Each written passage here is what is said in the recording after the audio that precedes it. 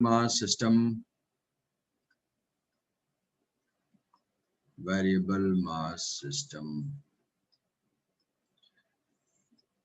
Variable mass system में एक thrust force act करता है. थ्रस्ट फोर्स का magnitude U relative into dm by dt होती है. Yes, sir. dm by dt is the rate of change of rate at which mass is being added. dm by dt. If dm by dt is positive, then thrust force in the direction of U relative. U relative से आएगा. Yes, sir. वो सब लिखा हुआ. Yes, sir. Yes, sir. Yes, sir.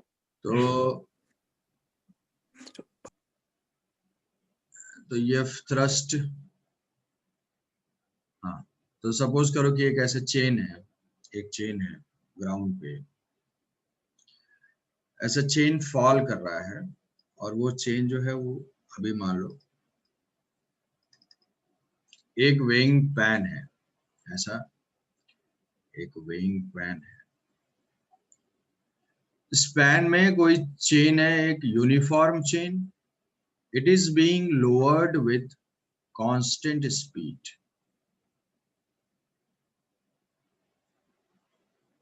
ऐसे pan है और pan में जो है यहाँ से रीडिंग है. A uniform chain is being lowered at constant speed. Constant speed से आ रहा है वो, constant speed से v.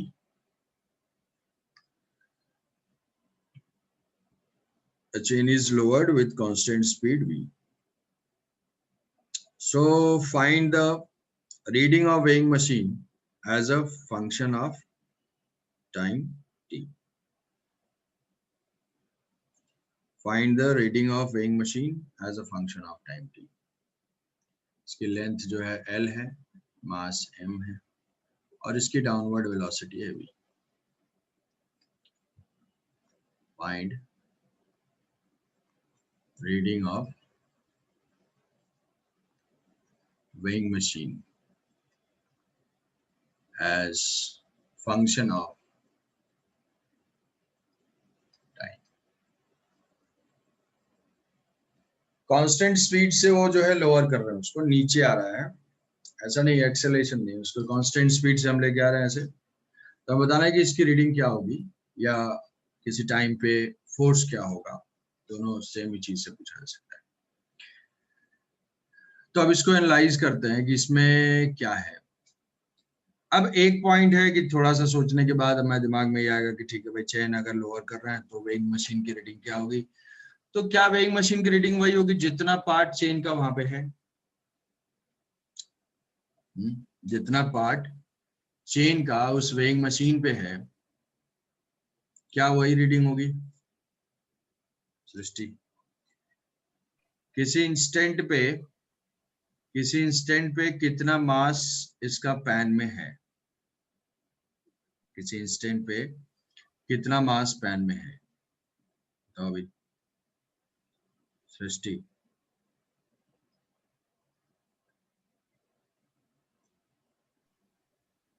कोई बताओ.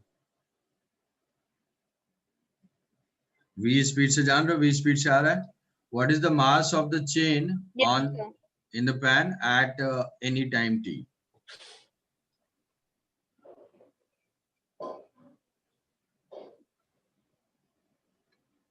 तो यहाँ से ये जो है t टाइम में क्या होगा, नीचे गया होगा.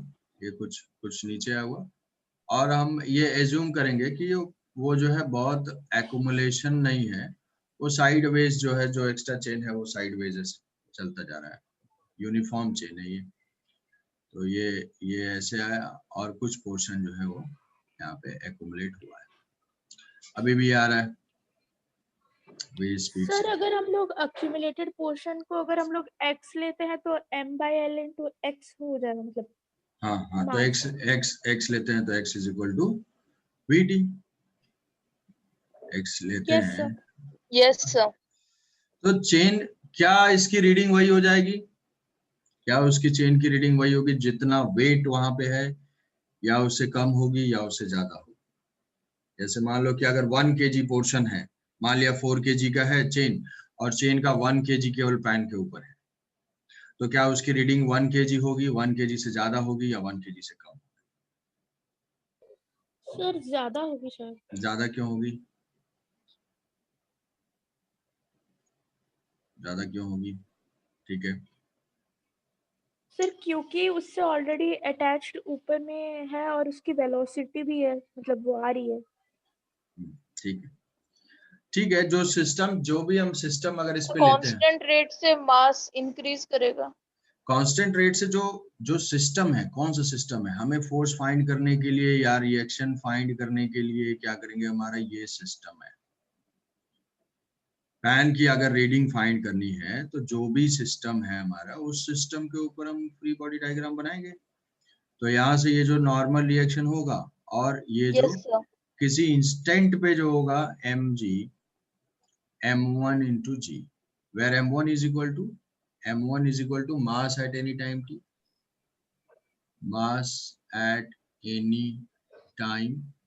वो क्या होगा, इनिशियली तो 0 था, फिर वो v स्पीड से आ रहा था, तो कितना लेंथ ऑफ चेन उस पैन पे होगा, तो वो हो जाएगा v into t। इतने लेंथ का मास कितना होगा, मास पर यूनिट लेंथ इनटू लेंथ। तो जो मास वहां पे हो रहा है that is mv/l into t।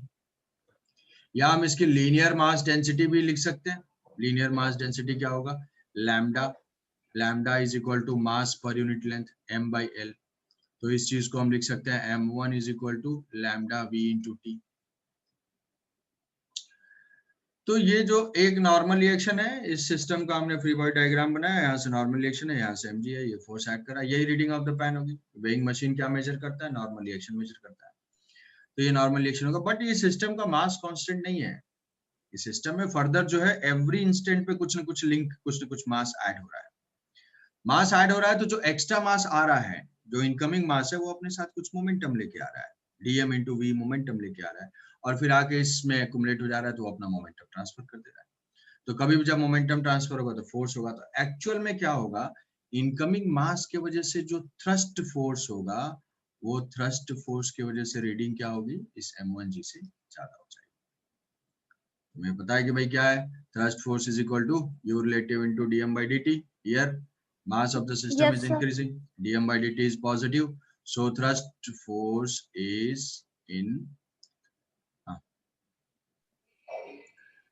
this thrust force is equal to thrust force। ये सिस्टम में मास इंक्रीज हो रहा है, सो dm by dt is positive, dm by dt is positive। तो जो थ्रस्ट फोर्स होगा, थ्रस्ट फोर्स किस डायरेक्शन में होगा, u रिलेटिव की डायरेक्शन में। अपवर्ड। u हाँ relative, sir. Yes, sir. Yes u relative क्या है भाई, जो मास एग्जिस्टिंग है उसके रेस्पेक्ट में किधर आ रहा है, तो पैन तो रेस्ट में है, u डाउनवर्ड आ रहा है, तो फोर्स भी डाउनवर्ड अप्लाई करेगा। थ्रस्ट फोर्स फाइंड कर लेते हैं, u relative is what, u relative मतलब इनकमिंग मास की स्पीड क्या है v, और dm by dt, dm by dt का मतलब है एवरी सेकेंड मास किसे कैसे ऐड हो रहा है, एवरी सेकेंड मास कैसे ऐड हो रहा है। तो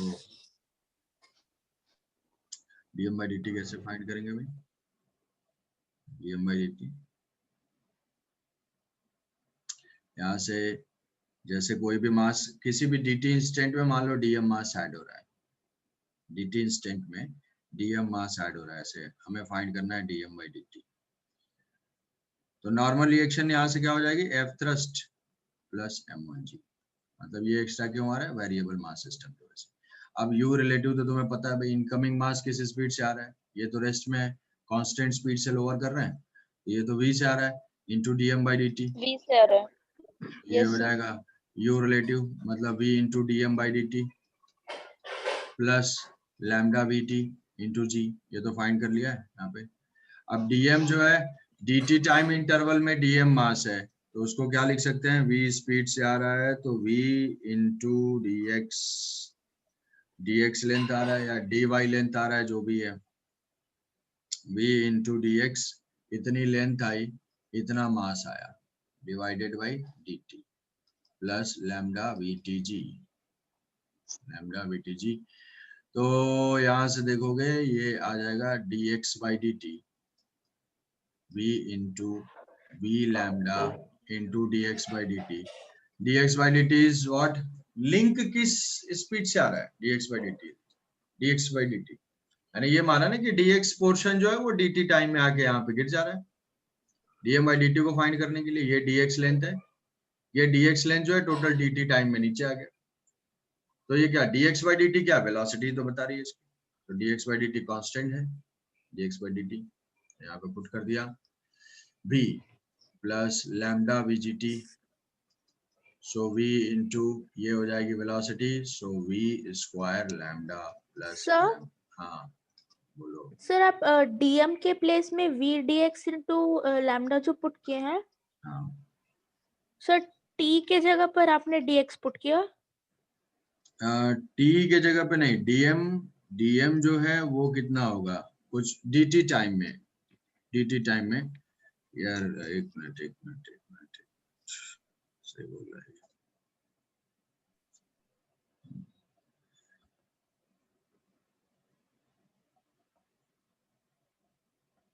डीएम चाहिए मुझे कि जो dt टाइम में मास ऐड हो रहा है.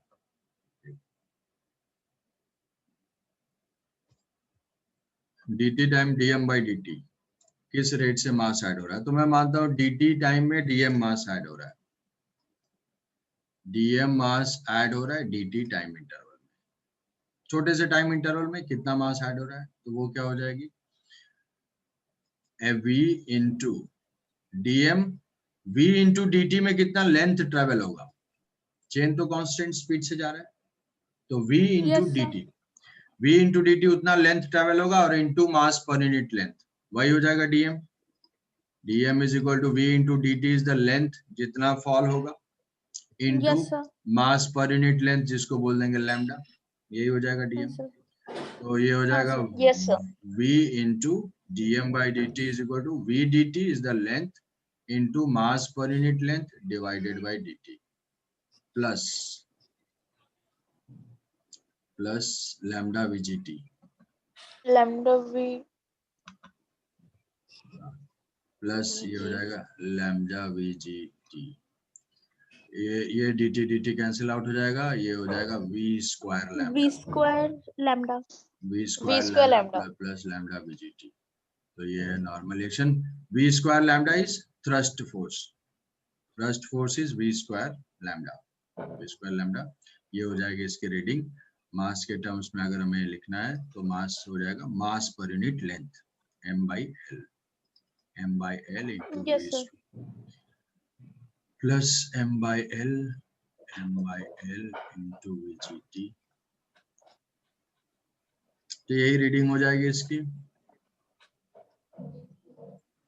हाँ सर. ये रीडिंग हो जाएगी. m by l कॉमन ले सकते हैं, किसी को कुछ डाउट है तो पूछो. v by l v plus gt.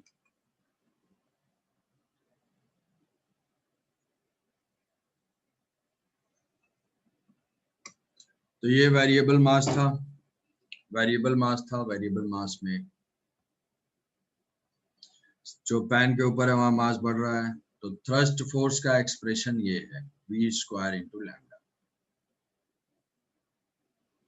v square into lambda. Sir ये जनरल फॉर्मूला है कि ये इस क्वेश्चन के लिए है? नहीं, चेन के लिए मान सकते हो कि whenever any chain is moving with constant speed तो thrust force हो जाएगा v square into lambda. Yes, sir. ठीक है, समझ गए. नेक्स्ट. Yes, sir.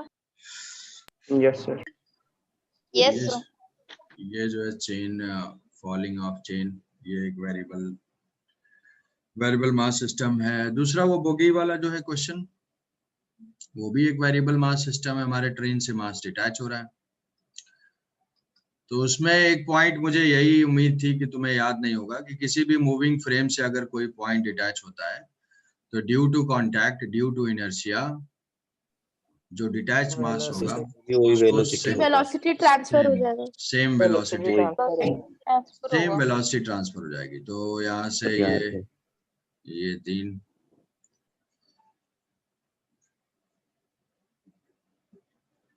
ये तीनों जो है कांस्टेंट स्पीड से ऐसे v नॉट स्पीड से मूव कर रहे थे। यहाँ से ये डिटैच होगा, जब डिटैच होगा तो कोई एक्सटर्नल सिस्टम तो है नहीं, बस इंटरनल सिस्टम है, तो इसकी जो स्पीड होगी वो v नॉट ही होगी। अब मोमेंटम कांस्टेंट होता है तो डिटैच होने के बाद जो बचा हुआ पोर्शन है उसकी स्पीड जो है v1 ले लिया, ये v1 हो गई। यहाँ v1 हो गई तो initial momentum 3m into v naught is equal to m into v naught plus 2m into v1। तो यहाँ से v1 is equal to v naught, speed will not change. Yes sir. मान लो सडन कोई Yes, bogie attach होती है, कोई bogie अगर अटैच होती है उस केस में इसका मोमेंटम अफेक्ट होगा। जैसे ऐसे चल रहा है कि मान लो ये चल रहा है ऐसे, ये ऐसे चलता ही जा रहा है और इसमें एक बोगी अटैच हो गई, सडनली किसी ने एक हुक जो है वहां पे डाल दिया, तो ये जो पोर्शन था वो वी नॉट से चल रहा है, वी नॉट से चल रहा है।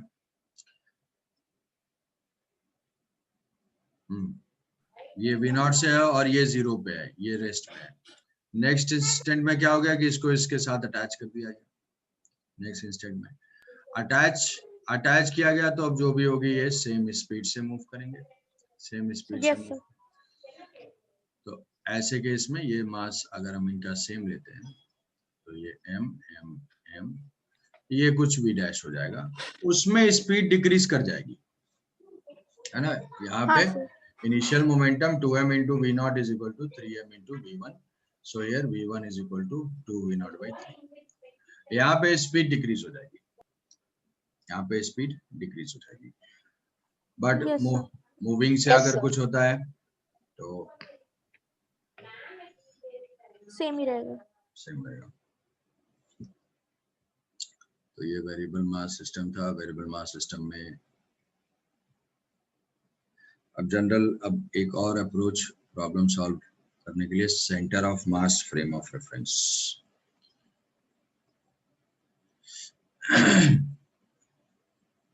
Centre of mass frame of reference,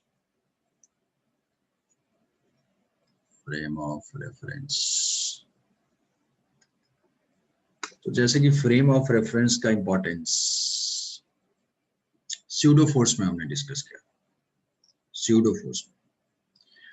pseudo force में हमने देखा था कि अगर हम फ्रेम ऑफ रेफरेंस को शिफ्ट करते हैं, फ्रेम ऑफ रेफरेंस को शिफ्ट करते हैं, ऑब्जर्वेशन को शिफ्ट करते हैं, तो हमारा प्रॉब्लम इजी हो जाता है। इजी हो जाता है मतलब जैसे मान लो कि रिलेटिव वेलोसिटी क्या है, रिलेटिव वेलोसिटी हो तो frame of reference he change करना होता है कि भाई मैन मूव कर रहा है, अम्ब्रेला किस डायरेक्शन में होल्ड करना है तो मैन के रेस्पेक्ट में देख लेते हैं। मतलब हमारे लिए कन्वीनियंट क्या है कि हम रेस्ट में रहें और एक ऑब्जेक्ट मूव कर रहा हो उसके मोशन को एनालाइज कर सके। ठीक है, हमारे लिए सबसे कन्वीनियंट ऑब्जर्वेशन क्या होता है कि जो ऑब्जर्वर है वो रेस्ट में हो और वो दूसरे किसी एक मोशन को एनालाइज कर रहा है, तो हम विजुअलाइज भी कर पाते हैं, अच्छे से सोच भी पाते हैं, कैलकुलेशन भी थोड़ा इजी रहता है। जब बहुत सारे पार्टिकल मूव करने लगेंगे, जो कि हम लोग यहाँ पे कर रहे हैं सिस्टम ऑफ पार्टिकल, तो सिस्टम ऑफ पार्टिकल में सारे पार्टिकल्स अलग अलग डायरेक्शन में जा रहे हैं, उनका मोशन बहुत ही कॉम्प्लिकेटेड हो सकता है, बट सेंटर ऑफ मास का मोशन जो है वो सिर्फ और सिर्फ एक्सटर्नल फोर्स डिसाइड करता है। तो बहुत सारे प्रॉब्लम में कई सारे जगह पे अगर हम सेंटर ऑफ मास के फ्रेम से सोचते हैं तो हमारा कैलकुलेशन थोड़ा इजी हो जाता है, विजुअलाइज करना इजी हो जाता है, और उसके बाद मतलब एक अप्रोच है प्रॉब्लम सॉल्व करने के लिए, centre of mass frame of reference. तो जैसे वही जो हमने क्वेश्चन लिया था पहले, जो डबल ब्लॉक और स्प्रिंग प्रॉब्लम है, डबल ब्लॉक और स्प्रिंग प्रॉब्लम में खासकर इसका यूज है। अदरवाइज तो ये जनरल हम कहीं पे भी ऑब्जर्व करेंगे, रोटेशनल मोशन में भी करेंगे, हर जगह जो है इसका यूज होगा। तो ये जो हमने लिया था, मान लिया कि अभी ये ब्लॉक है, ये 2m है, 2m and m and spring constant is k, velocity 2v not, velocity 3v not, 3v not और ये हो जाएगी v नॉट। ठीक है, ये तो अब इसमें क्या करेंगे, हम सेंटर ऑफ मास की वेलोसिटी फाइंड करेंगे।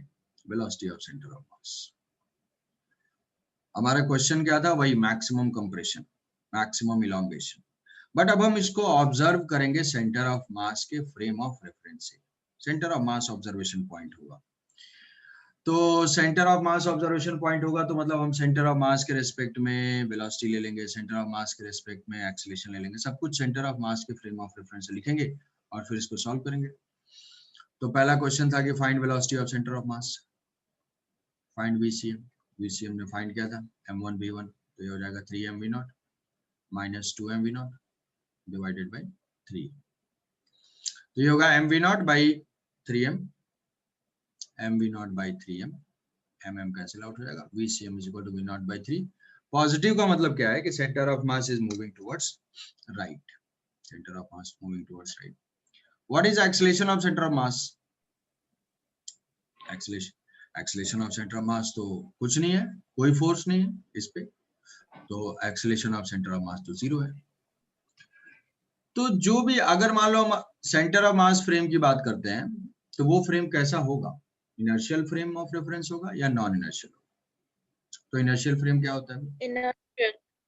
इनर्शियल फ्रेम वो होते हैं अनएक्सेलरेटेड फ्रेम, जिनका एक्सेलरेशन 0 होता है, एक्सेलरेशन 0 हो। तो या तो रेस्ट में होगा, कांस्टेंट वेलोसिटी से मूव कर रहा हो, तो यहाँ पे ये कांस्टेंट वेलोसिटी से जा रहा है। सो ACM is a inertial frame of reference. कैसे मैंने कंक्लूड किया? कंक्लूड ऐसे कर लिया कि F एक्सटर्नल इस पे 0 है, F एक्सटर्नल 0 है तो ACM भी 0 है, ये हो गया।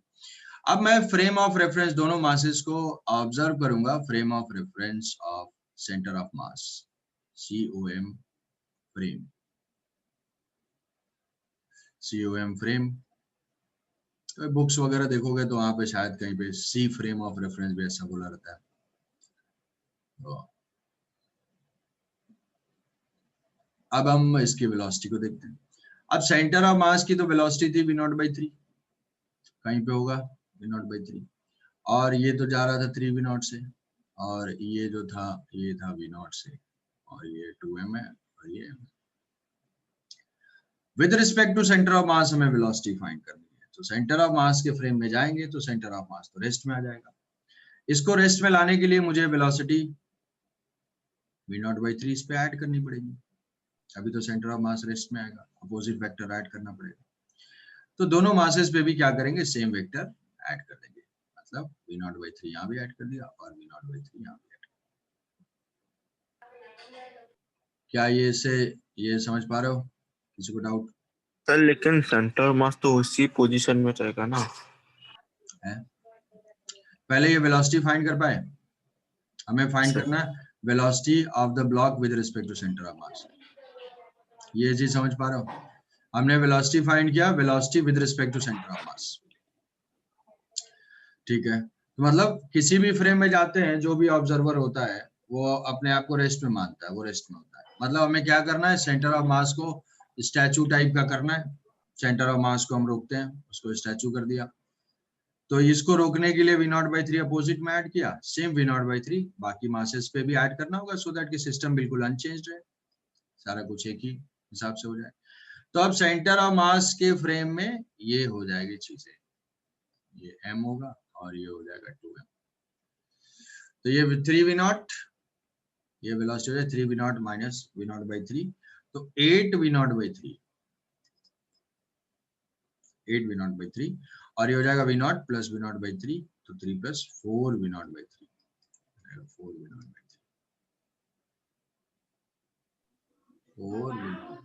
सर हाँ, सर ये तो एक्सेलरेटेड फ्रेम नहीं था, तो फिर मतलब सेंटर ऑफ मास को रेस्ट पे लाने मतलब क्यों लाया गया? सेंटर ऑफ मास के फ्रेम से ऑब्जर्वर मतलब सेंटर ऑफ मास पे जाके बैठ गया, सेंटर ऑफ मास से अगर वो ऑब्जर्व करेगा तो सेंटर ऑफ मास से ही सारी वेलोसिटी या एक्सेलरेशन फाइंड करेगा। तो हमने फाइंड किया velocity with respect to centre of mass. Yes sir. अगर हम किसी फ्रेम में जाएंगे, कोई भी कैलकुलेशन, मान लो किसी फ्रेम में गया, मुझे v equal to u plus AT apply करना है, तो इसको अप्लाई करने के लिए जो ऑब्जर्वेशन पॉइंट होगा वहीं से v लेंगे, वहीं से u लेंगे, वहीं से a लेंगे, ठीक है। ग्राउंड के रेस्पेक्ट में वेलोसिटी, ग्राउंड के रेस्पेक्ट में वेलोसिटी कुछ अलग होगी और दूसरे ऑब्जर्वेशन पॉइंट से अलग होगी, रिलेटिव वेलोसिटी होगी, तो रिलेटिव वेलोसिटी के कॉन्सेप्ट से यहाँ हमने वेलोसिटी फाइंड कर लिया। तो रिलेटिव वेलोसिटी में बताया था कि भाई जिसके रेस्पेक्ट में फाइंड करना है उसके रेस्पेक्ट में वेक्टर्स ऐड कर दो। तो ये है। अब यहां से सेंटर ऑफ मास से हम ऑब्जर्व कर रहे हैं, तो सेंटर ऑफ मास से अगर ऑब्जर्व करेंगे तो इनका मोशन कैसा दिख रहा है। सेंटर ऑफ मास से अगर हम ऑब्जर्व करेंगे तो ये दोनों ब्लॉक ऐसे जा रहे हैं, बस दोनों ब्लॉक एक इधर जा रहा है एक इधर जा रहा है, तो दोनों क्या होंगे, जाएंगे वहां से और फिर वापस आएंगे, ऑसिलेट करेंगे। सेंटर ऑफ मास के अबाउट इनका कैसा मोशन है, ऑसिलेशन है। और सेंटर ऑफ मास का कैसा मोशन है, सेंटर ऑफ मास का मोशन है ट्रांसलेशन है। तो जब दोनों मोशन ग्राउंड के रेस्पेक्ट में हमें दोनों दिखाई दे रहे हैं, ग्राउंड के रेस्पेक्ट में हमें सेंटर ऑफ मास चलता हुआ भी दिखाई दे रहा है और सेंटर ऑफ मास से जाने तो दोनों ऑसिलेट करता हुआ दिखाई दे रहा है। तो हम क्या करेंगे, इस मोशन को ऐसे विजुअलाइज करेंगे, motion of centre of mass and motion about centre of मास। कोई भी कॉम्प्लिकेटेड सिस्टम होगा तो उसमें एक ये ऑब्जर्वेशन पॉइंट हो गया हमारा कि हम motion of centre of mass and motion about centre of mass. तो ये बताया था तुम्हें कि ऑसिलेट करते करते जा रहा है। अब इसको दो कंपोनेंट में ब्रेक कर दिया, पहले हम सेंटर ऑफ मास ऑब्जर्व किए, ओनली ऑसिलेशन, फिर ऑसिलेशन को भूल गए, दोनों मास को भूल गए, only focus on centre of mass. तो centre of mass constant speed से जाता हुआ दिखाई देगा। अब दोनों को सुपर इम्पोज कर देंगे तो क्या होगा, सेंटर ऑफ मास के अबाउट ऑसिलेशन है और सेंटर ऑफ मास के साथ साथ उसका ट्रांसलेशन है। तो सेंटर ऑफ मास के फ्रेम से अगर हम मोमेंटम फाइंड करते हैं तो क्या होगा, linear momentum of the system with respect to center of mass is equal to क्या, जीरो आ रहा है, 8m into v naught positive, 8m into v naught 3। Yes sir. तो center of mass is a zero momentum frame, is zero कभी भी, क्योंकि याद करो p system मैंने लिखा था, linear momentum of system is equal to p1 plus p2 plus p3 plus p4। मतलब पूरे सिस्टम का मोमेंटम क्या होगा, capital M into velocity of centre of mass. भाई जब तुम वेलोसिटी जब सेंटर ऑफ मास पे चले गए तो vcm with respect to cm वो तो जीरो हो जाएगा। तो जीरो है, यस सर। तो कभी भी अगर हम फाइंड करेंगे सेंटर ऑफ मास के रेस्पेक्ट मोमेंटम तो ऑलवेज वो एक जीरो मोमेंटम फ्रेम होगा। तो सेंटर ऑफ मास, ऐसा स्टेटमेंट तुम्हें आ सकता है, centre of mass is zero momentum frame. Zero momentum frame का मतलब क्या है कि अगर हम सेंटर ऑफ मास से कभी भी ऑब्जर्व करेंगे तो हमेशा पूरे सिस्टम का मोमेंटम मुझे सेम मिलेगा, पूरे सिस्टम का मोमेंटम सेम मिलेगा।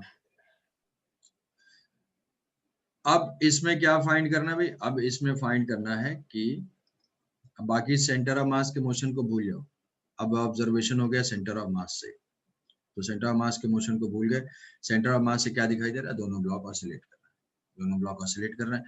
तो ये जब ऑसिलेट करेंगे तो ऑसिलेट करते करते करते जो है अपने एक्सट्रीम पोजीशन पे जाएंगे, यहाँ पे जो है करते करते अपने एक्सट्रीम पोजीशन पे जाएंगे। ऑसिलेशन में ये होता है, स्प्रिंग ब्लॉक सिस्टम ऑसिलेट कर रहा है, तो ये अपने स्ट्रीम पे जाएगा, तो ये क्या होगा, ये अपने पोजीशन से x1 डिस्प्लेस हुआ, ये अपने पोजीशन से x2 डिस्प्लेस हुआ। तो उसी मोमेंट पे क्या होगा, वेलोसिटी दोनों की जीरो, एक्सट्रीम पे गया मतलब वेलोसिटी जीरो।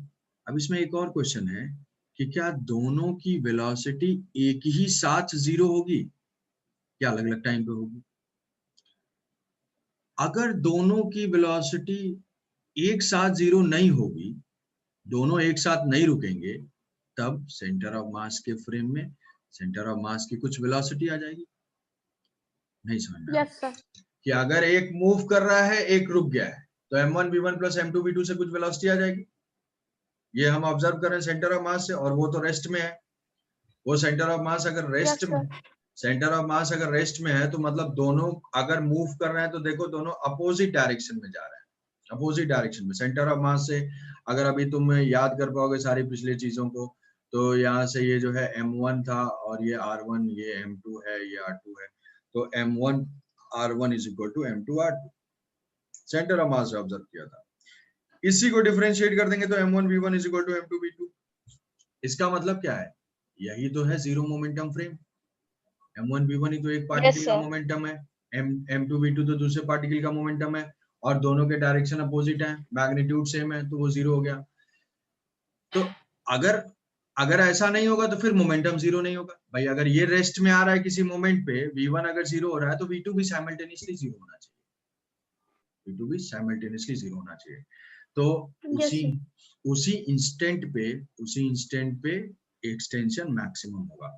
तो ग्राउंड के रेस्पेक्ट में मैंने कंडीशन लिखी थी कि extension in spring will be maximum when velocity of each block will be same.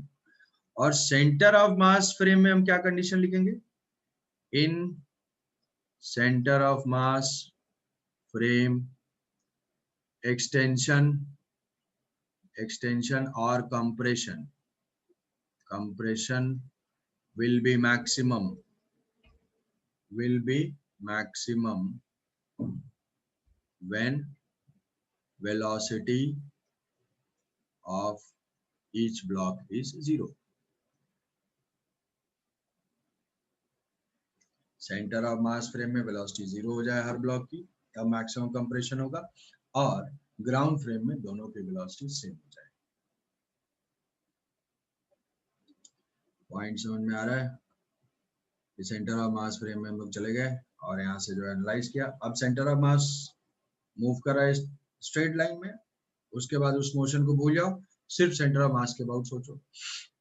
तो वर्क एनर्जी थ्योरम क्या सेंटर ऑफ मास फ्रेम में एप्लीकेबल है? बिल्कुल, कहीं पे भी एप्लीकेबल है, कोई रेस्ट्रिक्शन नहीं है।